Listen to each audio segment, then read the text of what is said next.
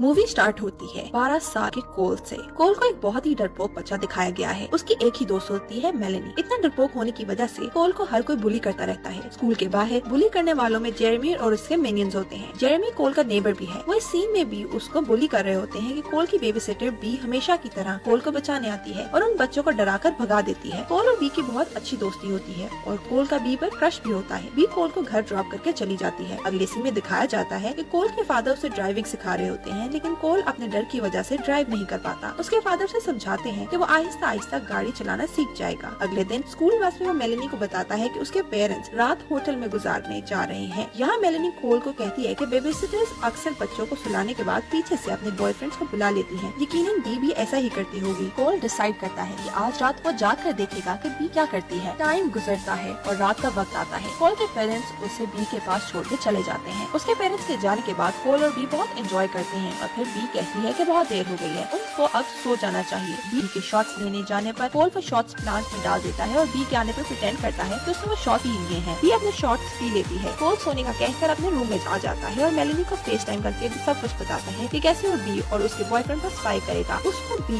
के आने की आवाज आती है तो वो वापस लेट जाता है। बी उसके रूम में आती है और पूछती है कि क्या वो स्लीपी फील कर रहा है। कोल यॉन करता हुआ अपने आप को स्लीपी पोर्ट्रे करता है कि वो बी का शुक्रिया अदा करता है कि उसने कोल जैसे वियर्ड किड से दोस्ती की है। बी कोल को कहती है कि वो उससे वियर्ड होना पसंद करती है। फिर बी कोल को गुड नाइट कहती चली जाती है। यहाँ हम अंदाजा लगा सकते हैं कि बी दिल की बुरी नहीं है। उसके जाते ही कोल दोबारा मेलेनी को मैसेज करने लग जाता है। थोड़ा टाइम गुजरने के बाद कोल को डोरबेल की आवाज आती है और फिर कुछ लोगों के घर में आने की भी आवाज आती है। कोल रूम से कॉल करता स्टेयरकेस तक आता है और झुक कर उन लोगों को देखने लग जाता है। वहाँ बी के friends Max, Alison, John, Sonny और सैमुअल सर्कल में बैठे ट्रूथ और डेयर खेल रहे होते हैं। कोल देखता है कि जब ट्रूथ और डेयर के लिए बॉटल स्पिन करने पर बी पर रुकती है तो वो डेयर चूज करती है। मैक्स उसे डेयर देता है कि उसे रूम में सबको किस करना है। बी बारी बारी सबको किस करती जाती है। आखिर में बारी आती है सैमुअल की। सैमुअल बहुत हेजिटेट कर रहा होता है तो बी उसे रिलैक्स रहने का कहती है। जब वो रिलैक्स करता है तो बी उसे किस करती है। उसे किस करने के बाद बी सैमुअल के सर में अचानक से 2 नाइफ्स घुसा देती है और बाकी फ्रेंड्स सैमुअल के अंदर से निकलने वाला खून एक काइंड ऑफ कप में कलेक्ट कर लेते हैं। इस सीन से हम ये अंदाजा लगा सकते हैं कि ये सब दोस्त मिलकर कुछ सैतानिक रिचुअल परफॉर्म कर रहे थे और सैमुअल उनका रिचुअल का एक सैक्रिफाइस था। जब ये सब देखता कोल शॉक में आ जाता है। मैक्स सैमुअल की बॉडी क्लियर करता है और बी एक बहुत ही पुरानी सी बुक निकालती है जो बी के मुताबिक डेविल्स की बाइबल होती है। जॉन के पूछने पर वो बताती है कि बुक से वर्स पढ़ते हुए पेज पर ब्लड डालने से वो जो चाहते हैं वो पूरा हो जाता है। वो एकदम से बुक बंद करती है और कहती है कि अब उन्हें कोल के पास जाना है ब्लड लेने, क्योंकि रिचुअल को कंप्लीट करने के लिए उन्हें इनोसेंट बच्चे का खून भी चाहिए। कोल डर कर वहाँ से भागता अपने रूम में आता है और पुलिस को कॉल कर देता है। कोल उनको बताता है कि उसके लिविंग रूम में मर्डर हुआ है और वो लोग अब उसके रूम में आ रहे हैं। पुलिस ऑफिसर सारी इन्फॉर्मेशन लेकर कोल को छुपने का कहते हैं। कोल उनकी बात पर गौर किए बगैर अपने आप को सेफ रखने के लिए अपने ड्रॉर से पॉकेट नाइफ निकालता है। फिर वो विंडो से नीचे देखता है कि कितना डिस्टेंस है। तभी उसे बी उसके फ्रेंड्स के ऊपर आने की आवाज आती है। कोल बेड में लेट जाता है और प्रिटेंड करता है कि वो सोया हुआ है। वो सब उसके रूम में आते हैं। बी उनको बताती है कि उसने कोल को ड्रग दिया है जिसकी वजह से अब नहीं उठेगा, यानी कि जो शॉट्स बी ने उस टाइम कोल को दी थी उनमें ड्रग था। वो लोग एक सिरिंज से उसका खून निकालते हैं। कोल लीडर से बहुत डरता होता है, लेकिन यहाँ वो बहुत मुश्किल से अपना डर छुपाता है। ब्लड लेने के बाद बाहर निकल जाते हैं, लेकिन जब बी बाहर जाने लगती है तो उसे रूम की विंडो खुली मिलती है। उसे शक हो जाता है। कोल जैसे ही डोर बंद होने की आवाज सुनता है तो फौरन बेड से उठता है और शीट्स को बांध कर रोप बनाता है और उसे विंडो से बाहर फेंकता है। वो जंप करने के लिए रेडी हो रहा होता है तो उसे ब्लड लॉस की वजह से चक्कर आ जाते हैं और वो गिर जाता है। उसके पीछे बी खड़ी होकर सब कुछ देख रही होती है। जब कोल की आंख खुलती है तो बी के सारे फ्रेंड्स उसके सामने खड़े होते हैं और वो चेयर से बंधा होता है। बी कोल से पूछ रही होती है कि उसने शॉट्स क्यों नहीं लिए। कि कोल उन बातों के दौरान पॉकेट नाइफ निकालता है, रोप्स काटने की कोशिश करता है। बी उससे पूछती है कि उसने और क्या देखा है। कोल कोई रेलेवेंट जवाब नहीं देता और आगे से खुद सवाल करता है। एलिसन उसे बताती है कि पीछे मिरर पड़ा है जिसमें उन्हें दिख रहा है कि वो रोप्स कट कर रहा है। ये पता चलने के बावजूद कोल रोप्स काटता रहता है। कोल उनको अपनी बातों में फंसा कर ये प्रिटेंड करता है कि उसे कुछ भी नहीं पता और वो भाग रहा था क्योंकि उन्होंने उसका खून लिया था। बी उसका यकीन करती है। उसे कहती है कि उन्होंने साइंस प्रोजेक्ट के लिए उसका ब्लड लिया था। कोल उसे कहता है कि अगर वो ब्लड मांगती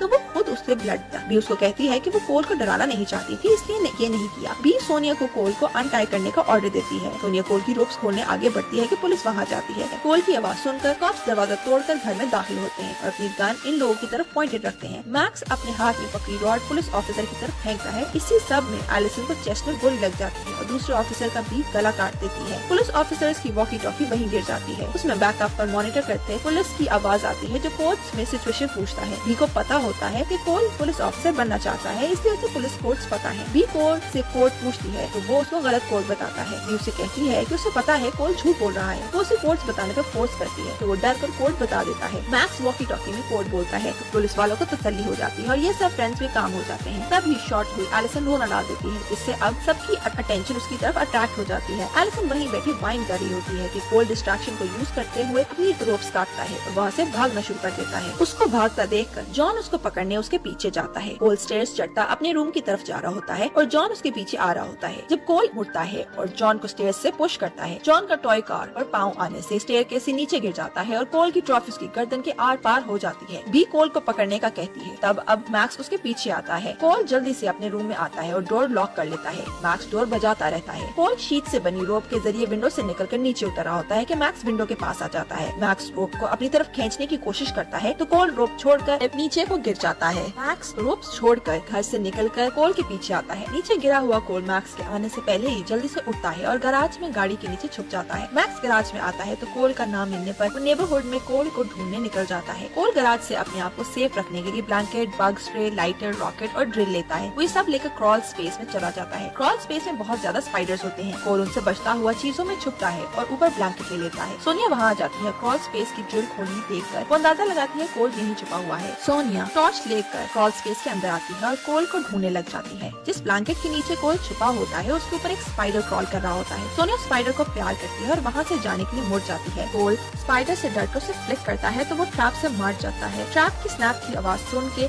सोनिया कोल की तरफ देखती है और नाइफ लेकर उसके पास आती जाती है। कोल डरते हुए रॉकेट निकालता है, उसे लाइट करके सोनिया की तरफ भेजता है, लेकिन रॉकेट सोनिया को मिस करता मिट्टी में स्टक हो जाता है। कोल जल्दी से ब्लैंकेट से निकलता है तो सोनिया के हाथ से नाइफ गिर जाती है और उसके हाथ ट्रैप्स में फंस जाते हैं। कोल जल्दी से वहाँ से निकलता है और ड्रिल को वापस ड्रिल कर देता है। सोनिया ग्रिल के पास आती है तो कोल उस पर बग स्प्रे करता है। अंदर पड़ा रॉकेट फायर पकड़ता है तो ब्लास्ट होता है जिससे कोल दूर जाकर गिरता है, जबकि क्रॉल स्पेस में आग लग जाती है। कोल वहीं जमीन पर गिरा होता है जब उससे पीछे से क्लैपिंग करता मैक्स आता दिखाई देता है। मैक्स उसको अप्रिशिएट करता है और कोल को हेड स्टार्ट देता है। कोल उसको बग स्प्रे की बोतल मारता है, वहाँ से भागना शुरू कर देता है। कोल बी की बताई टेक्निक याद करता है। वो भागते भागते रुकता है तो मैक्स उससे टकरा के गिर जाता है। फिर कोल उसको हिट करता है। वो गुस्से में कोल को गर्दन से उठाता है। इसी दौरान उसे एक्स की आवाजें आती हैं। मैक्स कोल को अपने साथ लेकर घर के पोर्च पर जाता है। वो कोल को इनकरेज करता है कि जेरेमी उसके घर पर एक्स फेंक रहा है। कोल को उसे सबक सिखाना चाहिए। कोल डिटरमिन्ड जेरेमी के पास जाता है। वो जेरेमी को मूवी के डायलॉग्स बोलता है और हिट करने की कोशिश करता है लेकिन खुद गिर जाता है। कोल जेरेमी को बताता है कि घर के पास एक शख्स खड़ा देख रहा है और वो उसे मारना चाहता है। कोल उससे हेल्प मांगता है। जेरेमी उसके साथ सिंपैथी शो करता है और उसे 3 की काउंट पर अपने साथ भागने का कहता है। जेरेमी 3 तक काउंट करता है लेकिन भागने के बजाय वो कोल के सर पर एग तोड़कर उसका मजाक उड़ाता वहाँ से चला जाता है। अब मैक्स उसके पास आता है।